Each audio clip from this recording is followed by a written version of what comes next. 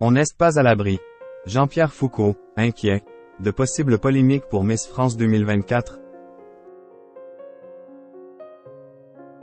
À J5, la tension commence à monter dans les coulisses du concours Miss France. Fidèle aux manettes depuis 1995, Jean-Pierre Foucault s'est livré dans les colonnes de télé Cable-Sat qui paraît ce lundi 11 décembre. Le compte à rebours est lancé. Le 16 décembre prochain, au Zénith de Dijon, Indira Ampiot, Miss France 2023, sacrera celle qui prendra sa succession. Pour l'heure, elles sont 30 à espérer la couronne, fruit d'un rêve d'enfance ou d'une ambition plus tardive. La cérémonie sera présentée par Jean-Pierre Foucault et retransmise sur TF1, et devrait être suivie par près de 4 millions de téléspectateurs. La reine de beauté qui sera couronnée aura été élue grâce à un double vote, celui du public mais aussi celui d'un jury 100% féminin présidé cette année par Sylvie Tellier. L'actrice Stéphie Selma, la mannequin Adriana Carambeu, la chanteuse Nolwenn Leroy, la chef pâtissière Nina Métaillé, la boxeuse Estelle Mosley et l'humoriste Élodie Pou ont répondu présentes.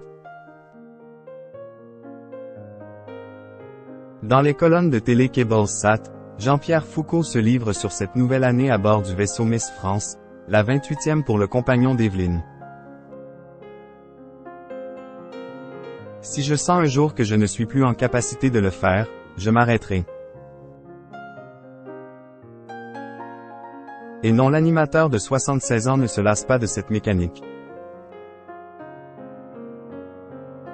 Car Miss France lui permet encore de faire son métier et, assure-t-il avec fierté, c'est quasiment la dernière émission en direct à la télévision.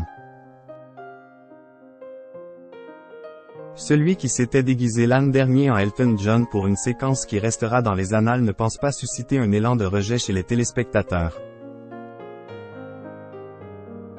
Les Miss et le public même, analyse-t-il. Et si je sens un jour que je ne suis plus en capacité de le faire, je m'arrêterai. Jean-Pierre Foucault serein et heureux donc à quelques jours du concours? Pleinement. Il faut dire que le concours cette année ne semble guetté par aucune tension, ni aucune polémique. On n'est pas à l'abri, plaisante-t-il. Il ne croit tout de même pas si bien dire. Si pour l'heure la mer est calme, certaines Miss ont récemment fait les frais de situations dont elles se seraient volontiers passées. On songe notamment à l'élection chahutée de Miss Roussillon ou l'erreur fatale à Mathilda Lelon au moment de l'élection de Miss Nouvelle-Calédonie.